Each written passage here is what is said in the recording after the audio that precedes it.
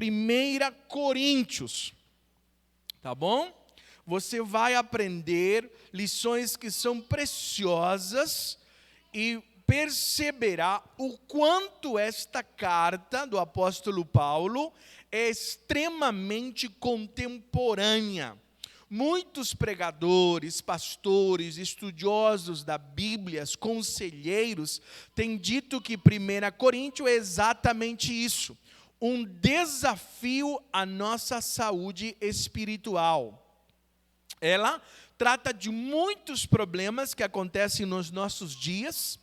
Você sabe que as cartas do Novo Testamento, elas são cartas que datam aproximadamente entre o ano 60, 50, na década de 50, 60. A carta mais antiga que nós temos é o livro de Apocalipse, datada aproximadamente no ano 90 depois de Cristo, escrito por um senhor de idade, o apóstolo João.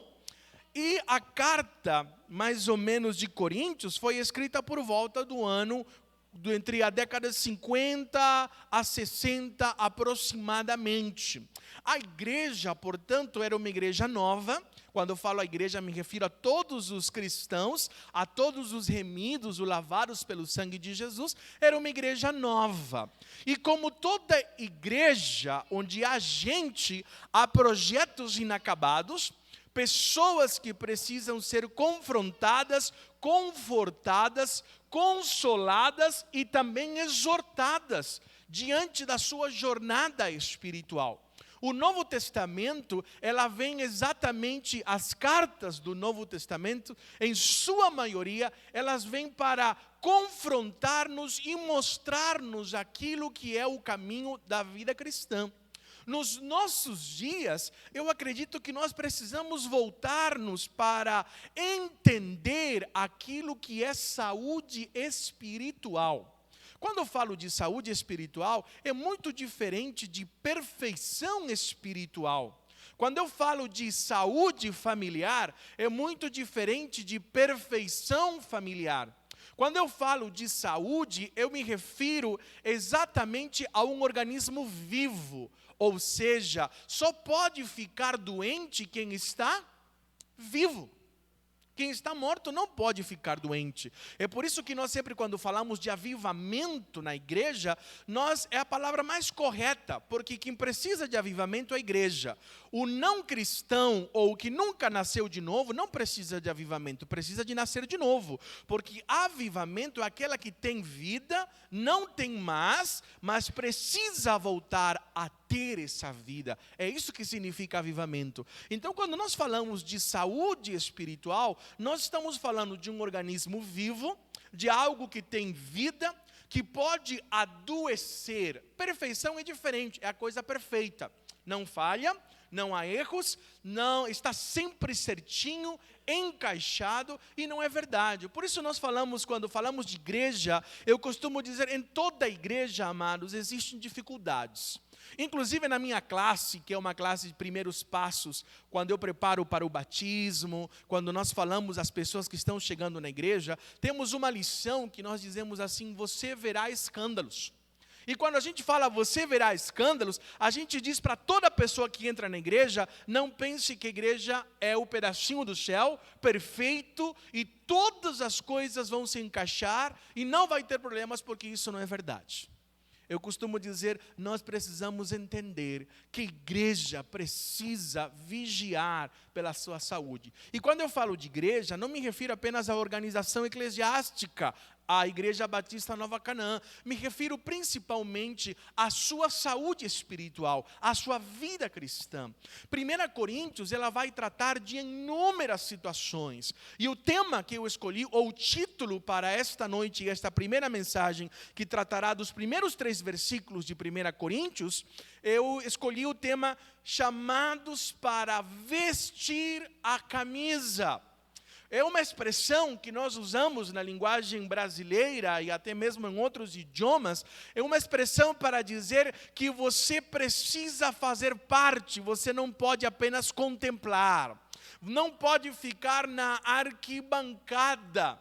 não é apenas a ideia de uma coisa que você tem por algum momento, mas a ideia de um comprometimento. Você tem que abraçar aquilo como parte da sua natureza, da sua essência. Você tem que se comprometer com esta ideia deste chamado. E não pense que eu estou me referindo apenas à igreja local. Eu estou me referindo a alguns chamados bem específicos que esses 3 versículos vão nos mostrar. Então vamos ler, por favor, acompanhe ali na sua Bíblia, 1 Coríntios capítulo 1, do versículo 1 ao versículo 3. Tá bom? 1 Coríntios capítulo 1,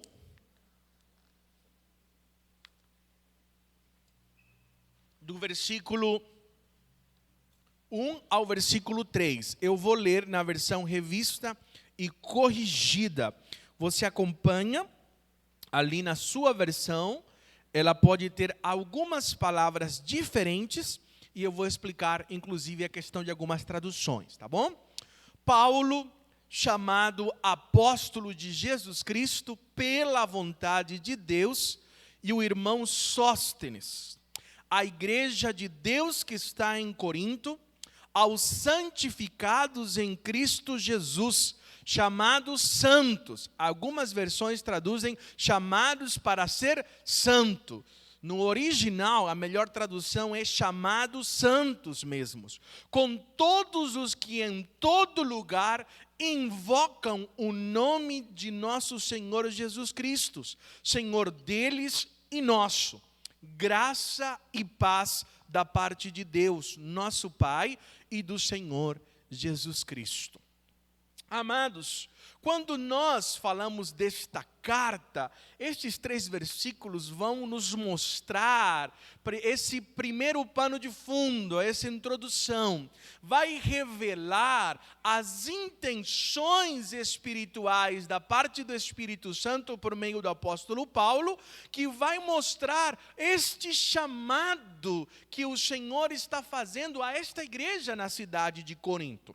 Antes de nós irmos, é uma carta extremamente moderna, contemporânea. Você vai ver que todos os problemas que a carta de 1 Coríntios vai tratar são as coisas que nós tratamos ainda nos nossos dias, na nossa vivência. Mas antes nós precisamos entender um pouquinho o contexto histórico, aquilo que acontecia nesta cidade de Corinto. Primeiro, eu quero destacar que o apóstolo Paulo foi o plantador desta igreja na cidade de Corinto. Na sua segunda viagem, ele passou 1 ano e 6 meses pregando o evangelho nesta cidade. Você vê isso em Atos capítulo 18, versículo 11. Depois ele foi para uma cidade vizinha, em Éfeso, e ali na cidade de Éfeso, onde ele pregou 2 anos, ali em Éfeso, em Atos 19, você vê um movimento de Deus tremendo. Vale a pena você ler esse capítulo em casa, de Atos 19. A manifestação do poder de Deus no apóstolo Paulo era tão grande, amados, que até as roupas dele curava, diz a Bíblia. Os feiticeiros e os bruxos queimavam os seus livros em plena praça pública ao se converterem, mas ainda assim havia perseguição. E ele foi ali em Éfeso ensinando, ele criou até um seminário, ensinou a Bíblia a vários discípulos, e dali desta cidade ele escreveu esta carta de 1 Coríntios, ali a esses irmãos que ele tinha evangelizado durante 1 ano e 6 meses. Também quero destacar que não foi a primeira carta.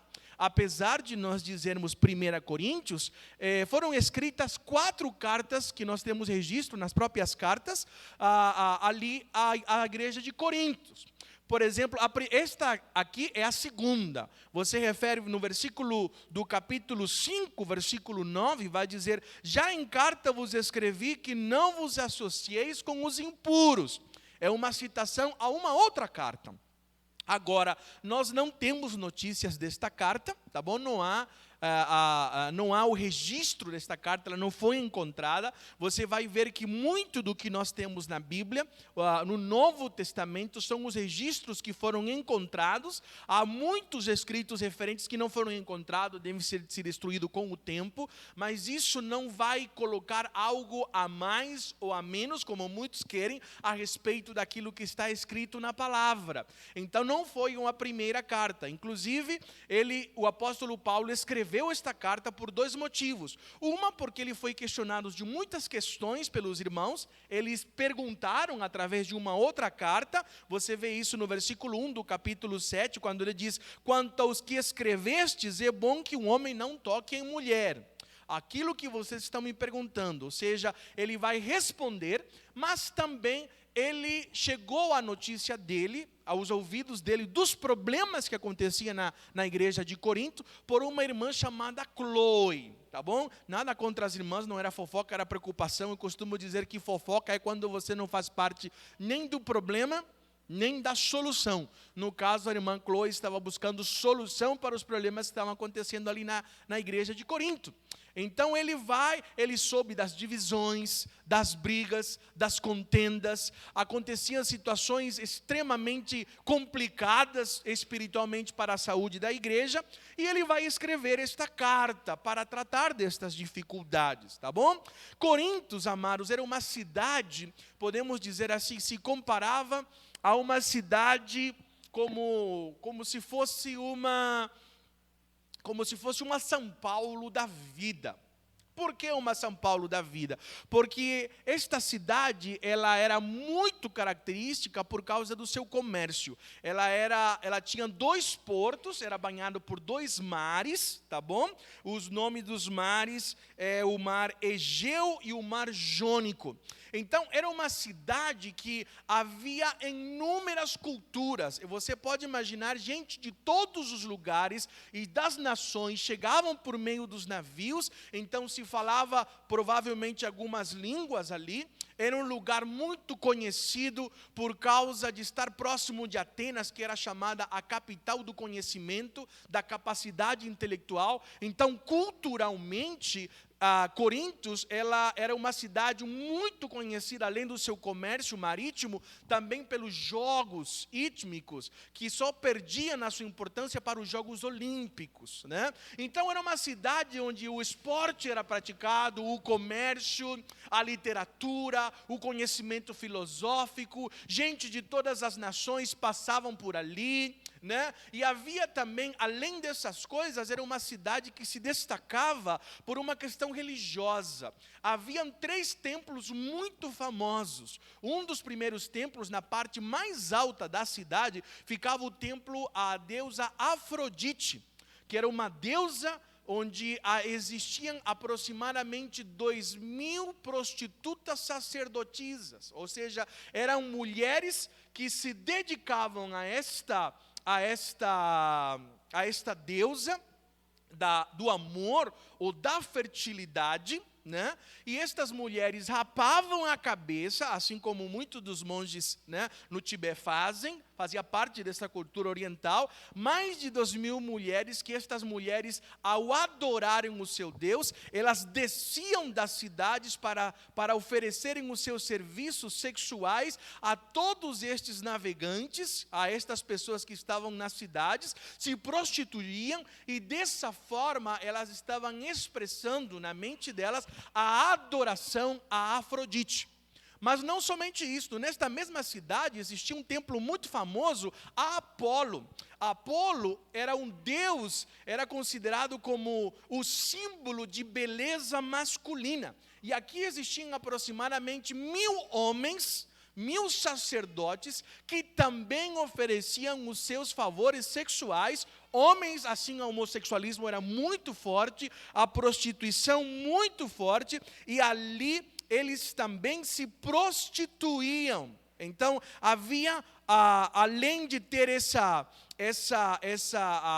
o templo a Afrodite, havia um outro templo a Apolo, e além do mais, também havia um templo também a Melicerte, que era o deus da navegação, né? Então se respirava muita espiritualidade, muita prostituição, e para você ter uma ideia, inclusive se criou uma palavra na própria Grécia, que era uma palavra chamada de korintiasistai, que é uma palavra grega, né?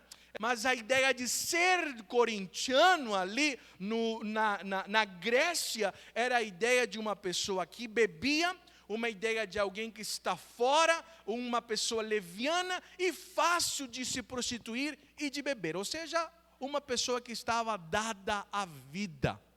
Essa era a ideia do sinônimo. Então, voltou-se esta palavra grega. O apóstolo Paulo, ele vai plantar uma igreja numa cidade extremamente estratégica. Por quê? Gente de todos os lugares vinham, né? Um lugar onde a parte financeira, o comércio, a parte espiritual, mas a igreja, ela estava inserida dentro deste contexto, e você vai ver nos próximos domingos, que ela não conseguia muitas vezes entender este chamado de Deus que o apóstolo vai nos apresentar nestes primeiros versículos.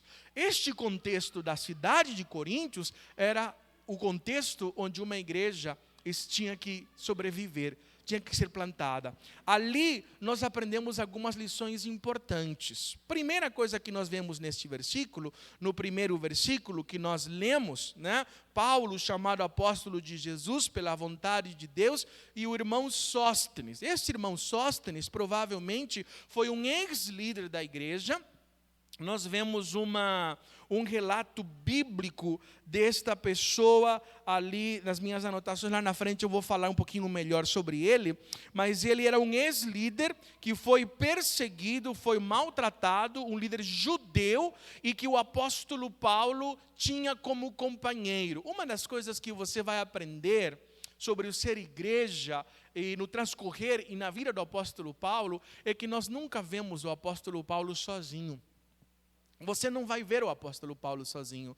E quando ele está sozinho, inclusive, ele manda pessoas a virem, como aquele irmão que, inclusive, foi repreendido por ele e não acompanhou, João Marcos, lembra? Numa das suas cartas, ele diz, chama João Marcos que esteja comigo porque me é muito útil. Se você ler as introduções das cartas, você vai ver o apóstolo Paulo com Timóteo, você vai ver com Barnabé, você vai ver aqui com o irmão Sóstenes. Aqui você vai aprender uma verdade sobre ser igreja. Igreja não é um lugar de você ficar sozinho. Igreja não é a mesma coisa como algumas pessoas dizem, por que você está indo na igreja? Não, pastor, eu não estou mal, está tudo bem, não estou indo na igreja, mas estou assistindo o programa aqui na rádio, na televisão, estou ouvindo uma mensagem na internet, eu estou louvando aqui na minha casa, estou lendo aqui a Bíblia. Amado, mas isto não é ser igreja. Isto não é ser igreja. Não existe uma igreja se não for com as pessoas. Não pense que a vida cristã você tem que viver estando sozinho. A estratégia de Satanás no mundo espiritual é isolar pessoas para aprisioná-las ao pecado ou para matá-las espiritualmente. Não pense, nós não fomos criados para viver o evangelho solitariamente. Existem mais de 35 mandamentos na Bíblia, expressões que nos ensinam uns aos outros. Isto nos mostra que a vida cristã não é para ser vivida sozinho, por isso nós chamamos você ao pequeno grupo, à escola bíblica dominical, às parcerias de orações, ao discipulado e ao discipular. Não fomos. Reparem, homens de Deus como o apóstolo Paulo não estavam sozinhos na sua jornada. Esta primeira saudação de dizendo, chamado de apóstolos de Jesus. Por quê, amados? Porque você vai ver um pouquinho lá na frente, se não me engano, no capítulo 9, nós vamos chegar lá. Um dos grandes questionamentos de muitos daqui nesta igreja é que alguns estavam duvidando e questionando o apostolado do apóstolo Paulo. Por quê? Porque este título apóstolo era só dado aos 12 ou aos 11 e aquele que ocupou o lugar de Judas por uma eleição por uma jogada de sorte, a ideia de uma jogada de sortes ali, que se escolheu o substituto de Judas. Apóstolos, a palavra apos é uma preposição, significa para fora. A ideia de alguém que é enviados, e tolos é a ideia de aquele que prega, aquele que anuncia. Em outras palavras, a tradução literal da palavra apóstolo é aquele que foi chamado para ser embaixador, aquele que vai anunciar. A Bíblia vai apresentar a palavra apóstolos como um dom também, a ideia de alguém que vai pregar fora. Quem seriam os apóstolos? Os missionários, por exemplo, aqueles que são enviados como mensageiros, como representantes da igreja de Jesus. Esta é a ideia de apóstolos. Apóstolos não é como está sendo usado hoje, tá bom? Hoje está sendo usado a ideia, a palavra apóstolo, como se fosse um título. Né? A ideia de um título. Hoje não tem mais. O maior grau que o pessoal inventou, alguém inventou bispo, e depois eu estou falando da igreja evangélica. Aí tem algum que já inventou o apóstolo. E aí tem um outro bom, que aí já não ficou mais, aí ficou para trás, aí agora tem o pai apóstolo. Entendeu? E eu não sei, daqui a pouco vai ter papa, daqui a pouco vai ter arcanjo, mas a ideia de que nenhum momento pastor, apóstolo, evangelista, diácono na Bíblia tem a ver com posição de igreja, não, amados. A Bíblia vai dizer que pastor, ou bispo, pastor é a mesma palavra, tá bom? Só para dizer para você, é a ideia de diácono, a ideia de apóstolo não é uma questão de posição, de hierarquia, não, é chamado, é função, é papel a ser desempenhado, não tem a ver com título. Então, quando o apóstolo Paulo vai dizer pela vontade de Deus aqui, é porque ele está lembrando que não é uma escolha dele. Tá bom? Não é uma escolha dele, é uma escolha do Senhor. Ele foi chamado apóstolo dos gentios, o Senhor se apresentou a ele pessoalmente, o escolheu, ali no capítulo 9 de Atos você vai ver isso, e lhe confiou o ministério aos gentios, assim como a Pedro dos judeus. E ele vai expressar esta ideia do ser chamado de apóstolo. Tá bom? Agora, vestir a camisa em que sentido? Amados, a primeira coisa que nós precisamos entender é que ser igreja, sabe? Aquilo que significa ser igreja. Olha que versículo lindo, vai dizer no capítulo 2, versículo 2, perdão. A igreja de Deus que está em Coríntios, aos santificados em Cristo Jesus. A igreja de Deus. Esta palavra igreja, ela aparece em Mateus capítulo 18, quando o Senhor Jesus vai dizer: as portas do inferno não prevalecerão contra a minha igreja. A igreja, gente, não é do pastor, não é do papa. A igreja, a palavra igreja é muito bonita, como significa a palavra em grego. Você já deve ter ouvido essa palavra. A palavra grega significa eclésia. Se escreve com E, K, K e clésia. Sabe? A ideia de eclesia é composta por duas palavras, né? Aliás, por uma preposição ek, que significa chamado para fora, né? E a palavra clesia, que é a ideia de chamado. Tá bom? Então, ek, que significa para fora, e eclesia, que é chamado. A origem desta palavra, alguns indicam que era uma palavra que se usava quando haveria que fazer algumas convocações dentro de uma cidade grega, e as pessoas ali, elas eram chamadas para fora da cidade para se comunicar algum aspecto importante. Então as pessoas tinham que sair para fora da cidade e ali se comunicava. Quando o Senhor Jesus usa esta palavra, ela vai nos mostrar, pelo contexto que você vai perceber, que a igreja é exatamente isso. Igreja é receber um chamado para você estar fora. Você não faz mais parte deste mundo no sentido de valor. O primeiro chamado de ser igreja é que você foi chamado para ser de Deus e para Deus. Quando você diz, eu sou igreja, você está dizendo, eu tenho um chamado para estar fora. Fora de onde? Fora de tudo aquilo que o mundo está colocando. Você não é mais desta cidadania terrena. Você não é apenas um cidadão brasileiro, ou parte da família Ribeira Santos, né? Da família que você tem o seu sobrenome. A Bíblia vai dizer que você é um estrangeiro espiritual. Você foi escolhido por Deus e chamado porque você recebeu uma natureza diferente. Então, ser igreja significa que você foi chamado para estar fora. Esta é a ideia da primeira natureza. Amados, você tem um chamado para vestir uma camisa. E esta primeira camisa é a camisa de você fazer parte da eclesia, você fazer parte de uma igreja, você fazer parte de um local. Esta igreja é uma igreja local. Como eu vou fazer parte da eclesia do Senhor, se eu não estou fazendo parte de uma natureza maravilhosa que o Senhor Jesus vai chamar de minha igreja? Por quê? Porque ao mesmo tempo, a igreja tem dois endereços, irmãos. O endereço espiritual e o endereço local.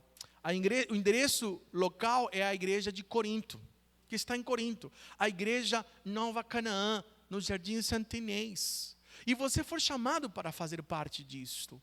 Há muita gente que não entendeu ainda esse significado. Não vê a razão de fazer parte da igreja. Queridos, você é aquilo que você se compromete. Tudo no mundo exige comprometimento. Você não pode apenas estar frequentando a igreja e ser um frequentador. Você precisa se tornar um membro.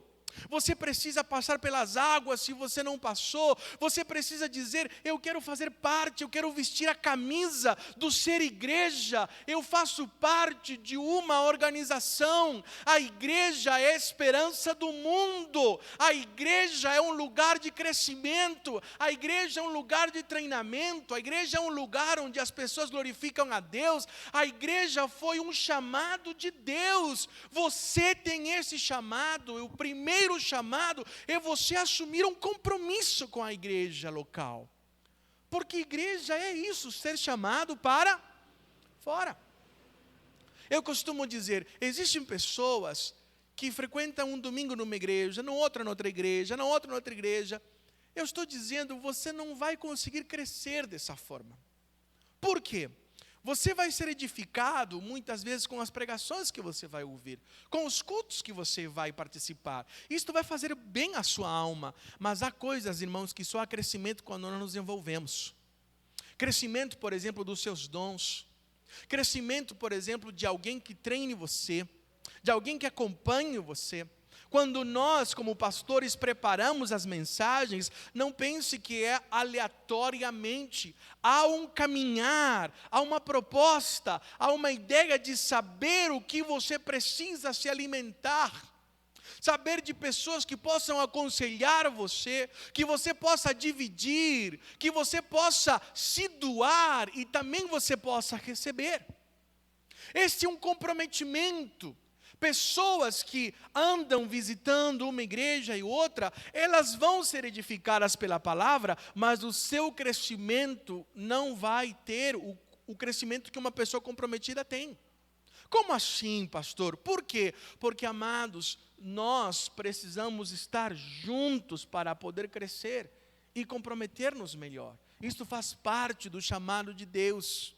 A segunda coisa que nós aprendemos sobre ser igreja é que a igreja que você tem que compreender é que a igreja ela tem um dono.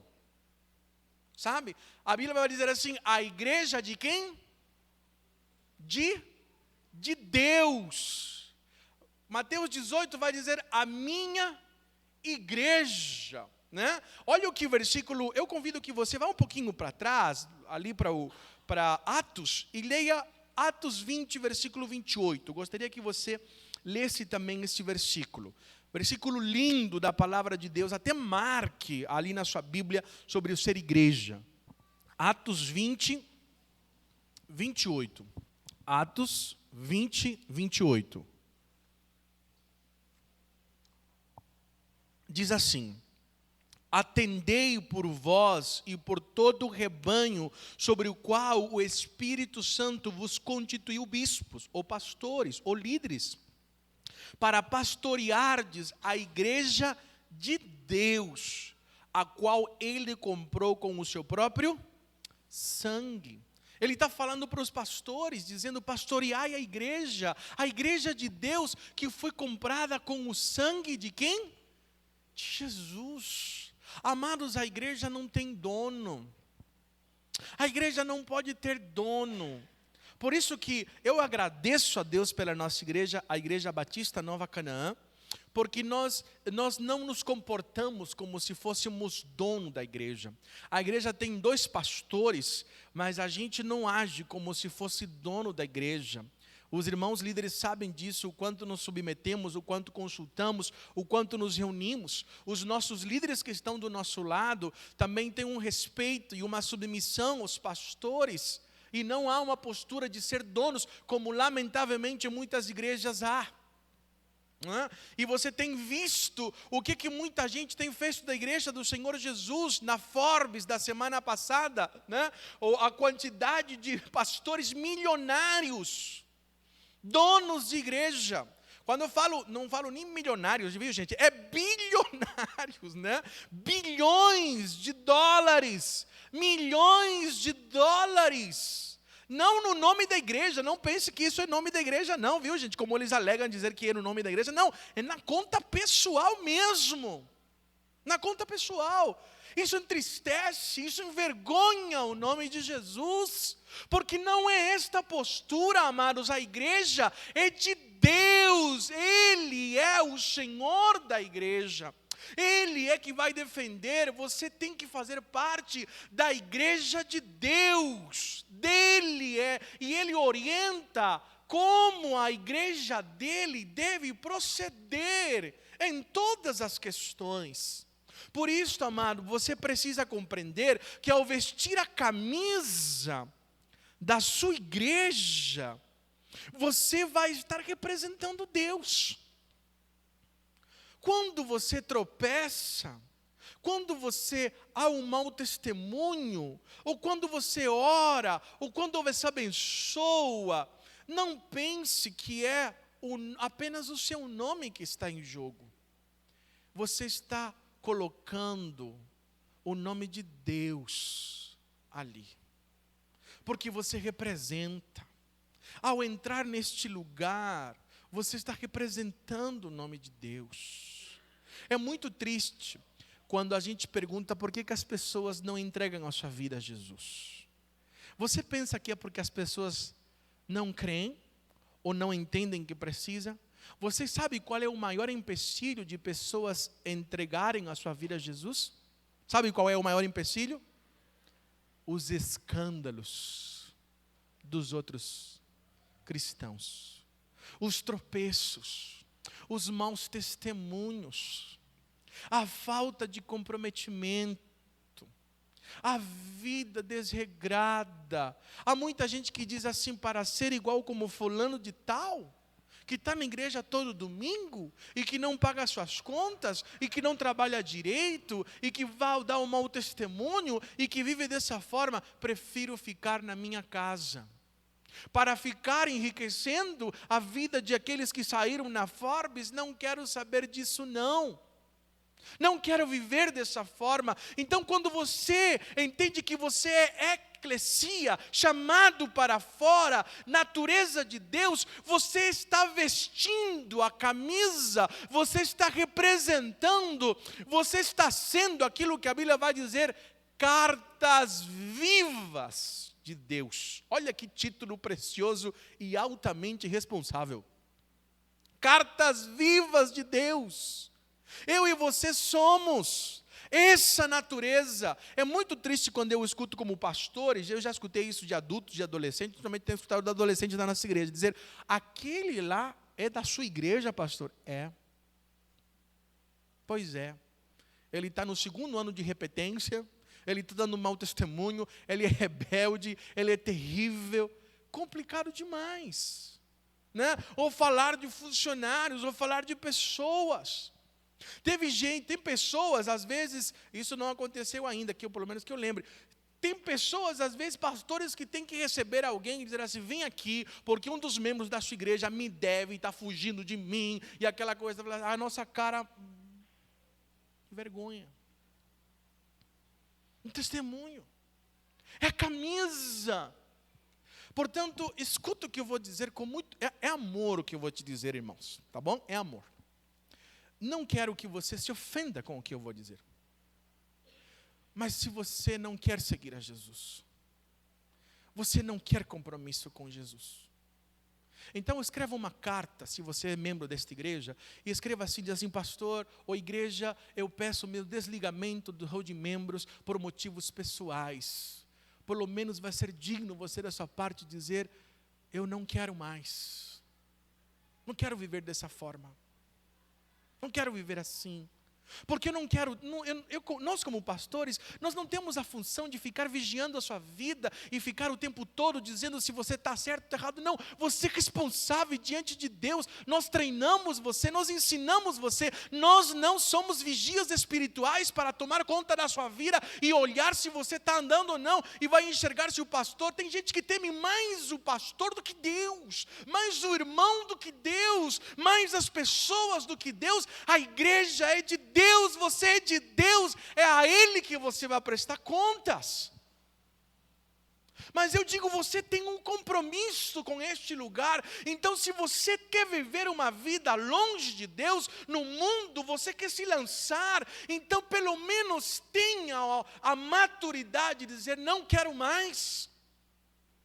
Do que ficar envergonhando o nome de Deus, impedindo o crescimento espiritual da sua igreja. Porque pelo menos você está dizendo, eu vou carregar as consequências aqui. Não quero mais viver dessa forma.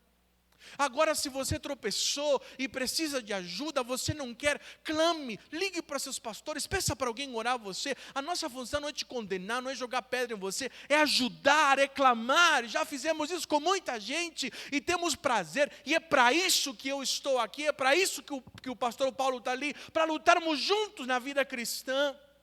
Mas não se acovarde, não viva uma vida de qualquer jeito, porque nós não fomos chamados para isso. Nós somos a igreja de Deus. De Deus. Outro chamado que você vê é o chamado à santidade.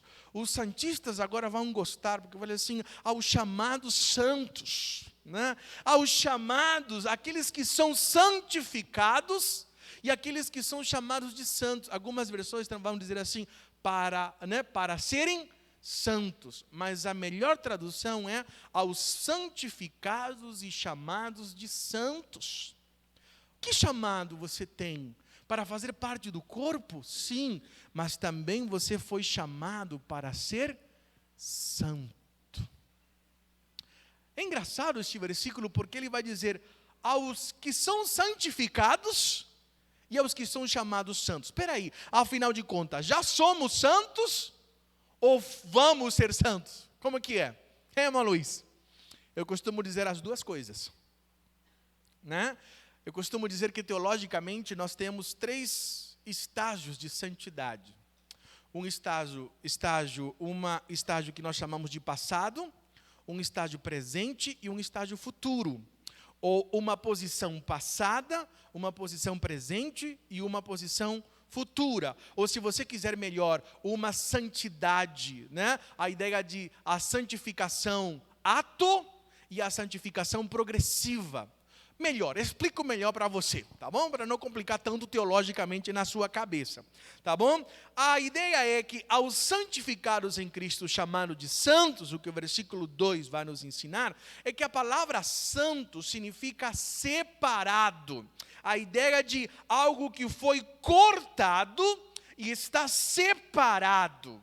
Vou explicar melhor com um texto bíblico que você deve ter lido, já ouviu, e que tem a ver muito com consagração, com aquilo que nós acabamos de pregar. Por exemplo, uma das primeiras palavras, a palavra santo que aparece no Antigo Testamento, é quando Deus se apresenta a Moisés. Está lá a sarça ardente, que é uma árvore pegando fogo, pega fogo, pega fogo, pega fogo, e não acontece aquilo que é natural, que pega fogo, se queima tudo e apaga o fogo. Continua pegando fogo, e Moisés percebe aquilo, vê aquilo estranho, ele vai e começa a se aproximar, e chega num determinado lugar, e Deus diz para Moisés: Moisés, tira a sandália dos teus pés, porque o lugar onde você está pisando é santo. É a primeira vez que aparece a palavra santo. Que lugar é aquilo? Como assim? Por que santo? Será que aquela areia, aquele terreno, aquela composição química onde Moisés começou a pisar era diferente daquilo que ele estava pisando anteriormente? Que diferença faz eu estou aqui, e eu chego aqui, agora é santo, agora não é mais, agora é santo, agora não é mais. Por que isso? Simples, porque Deus separou aquele lugar para manifestar. Deus chamou de santo. Ou seja, santo é a ideia de uma separação, tá bom? Separação de para alguma coisa, tá bom? A ideia de santidade está na mente daquele que crê. Separado, cortado, não tem mais essa natureza, ele foi separado para algo exclusivo, exige desconexão de uma coisa, ele é cortado e existe reconexão, ele vai se conectar a uma outra coisa, ou seja, alguns padrões do que é santidade. A santidade, existe separação do secular para o sagrado, tá bom? Pare bem, santo é a separação do secular para o sagrado. Por exemplo, se o sacerdote tivesse lá no Antigo Testamento uma faca, lá em casa, uma faca tal, ele corta lá a carne, corta a cebola, corta pepino, vai aquela coisa toda, de repente o sacerdote vai dizer: eu estou pegando esta faca para levar lá ao santuário e agora ela vai ser santificada. Agora só pode ser usada exclusivamente para o sacrifício. Ela não era santa, mas a partir do momento que foi separado aquilo ali, agora aquilo ali foi separado de algo secular para o sagrado. Tá bom? Deve incluir o divino para que seja santidade. Segunda coisa sobre a santidade. Santidade bíblica é definida pelo Senhor e a sua revelação. Então não é a ideia de uma pessoa dizer: agora aquilo ali é santo, é porque eu estou dizendo que vai ser santo. Não, quem tem que definir isso é Deus. É Deus quem vai definir a santidade. Então é separado para algo divino, algo de uso exclusivo, e quem determina esta separação é Deus e não a pessoa. Outra coisa, santidade bíblica não é criada por homem, santidade criada por homens é santidade inútil. Santidade criada por homens é santidade inútil. Quer ver isso? Abra sua Bíblia em Colossenses capítulo 2, versículo 20 ao 23. Ali um pouquinho mais para frente, você vai encontrar Colossenses capítulo 2, versículo 20 e 23. Que é uma santidade criada por homens, coisas que homens separaram.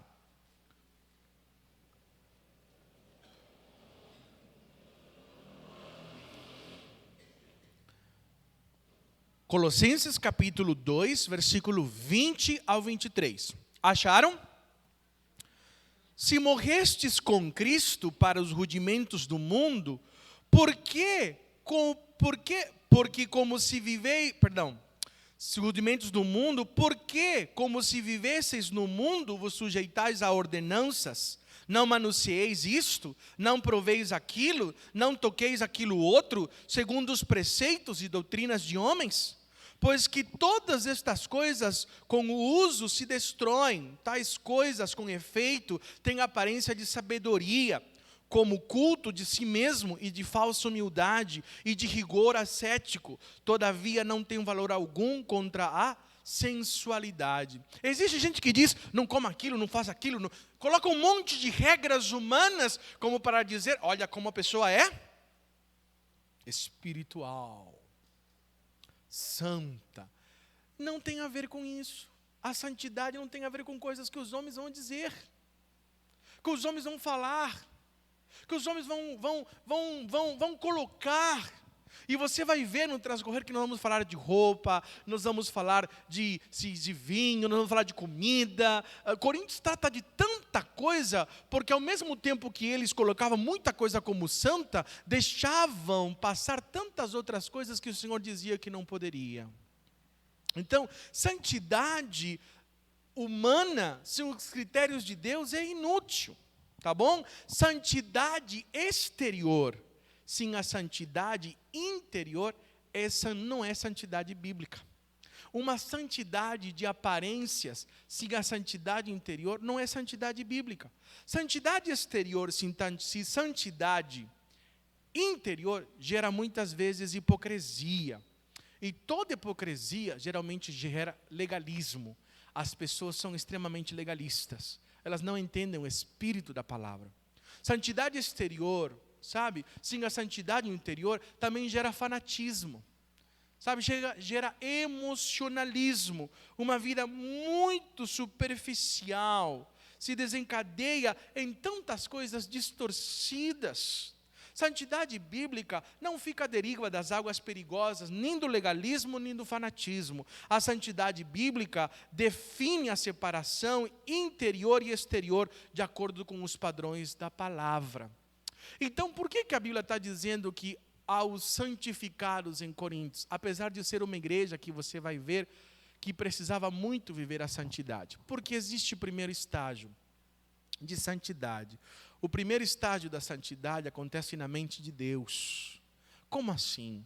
A Bíblia vai dizer em Efésios capítulo 1, a partir do versículo 11, que quando nós cremos em Jesus, quando nós confessamos a Jesus Cristo como nosso Senhor e Salvador, quando nós dizemos, Jesus, entra na minha vida, eu reconheço que eu preciso perdão dos meus pecados.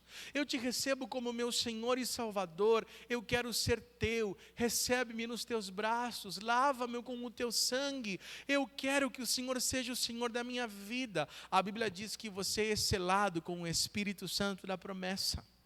Você recebe o Espírito Santo de Deus como garantia de que você é dele.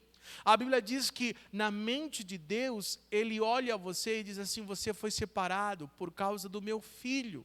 Você não é mais deste mundo, você agora é meu, eu te comprei com o meu sangue. A Bíblia vai dizer, você é meu tesouro pessoal, você é real sacerdócio, você é nação santa, você é escolhido, você é meu. Quando Deus olha você, Ele não vai olhar os seus pecados agora, Ele vai olhar primeiro o seu filho, Jesus, sem pecado, e logo vai olhar você. Por isso, quando Deus olha você, e você tem um filho, Ele olha primeiro o filho, por isso Ele te chama e diz, você é santo, você foi separado por mim.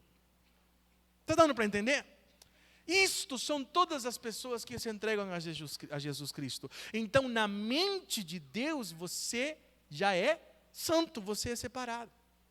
Agora, o segundo estágio, que ele vai dizer, chamados para se santificar, é aquilo que nós chamamos de, aquilo que Romanos capítulo 12, que o Rafael compartilhou conosco, ele vai dizer assim, rogo-vos, irmãos, que vos apresenteis a Deus como sacrifício vivo. Aqui é o santidade agora na minha mente.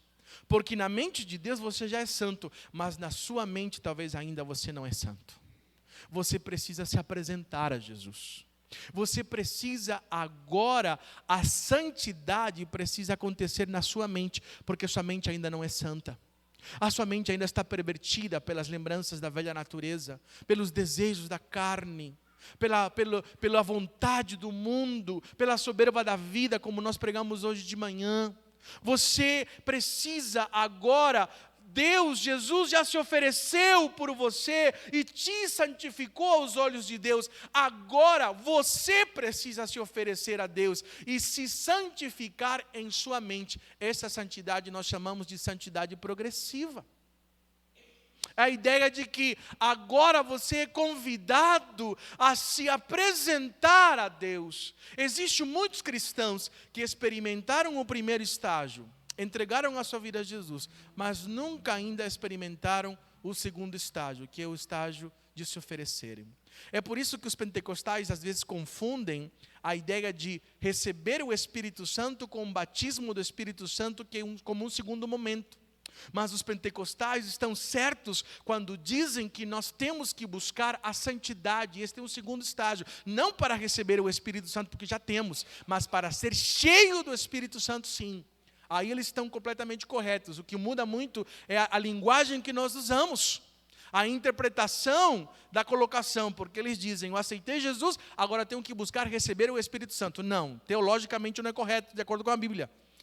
Teologicamente dizer, eu preciso buscar a santificação e o ser cheio, porque o Espírito Santo já tenho, porque Romanos vai dizer que se você não tem o Espírito Santo, você não é de Deus. Você não é de Deus se você não tem o Espírito Santo.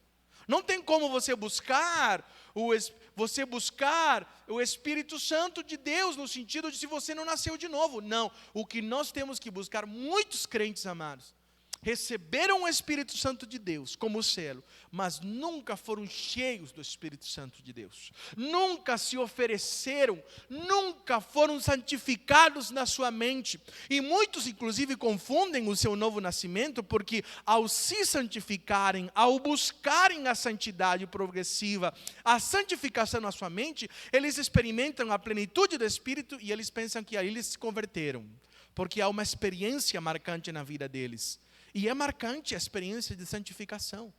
E este já não é um ato.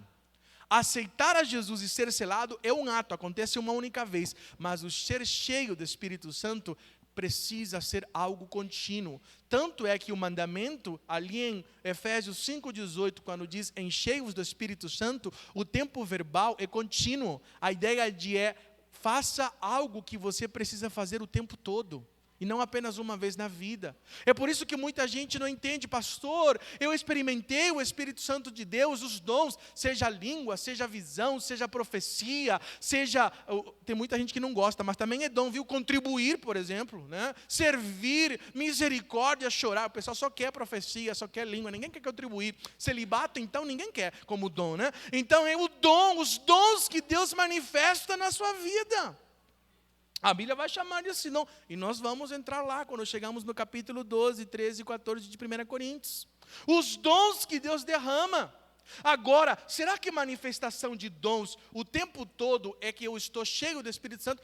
Olha a igreja de Coríntios, depois você vai ver quantos dons tinha, e era uma igreja que estava tão distante do Senhor.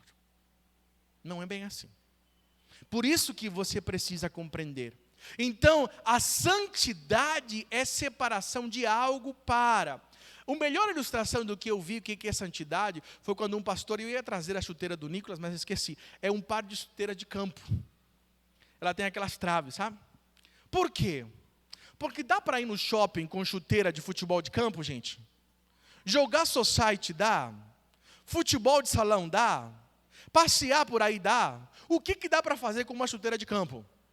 Só dá para jogar no campo. Ou seja, a chuteira de travas é de uso exclusivo de um campo de gramado.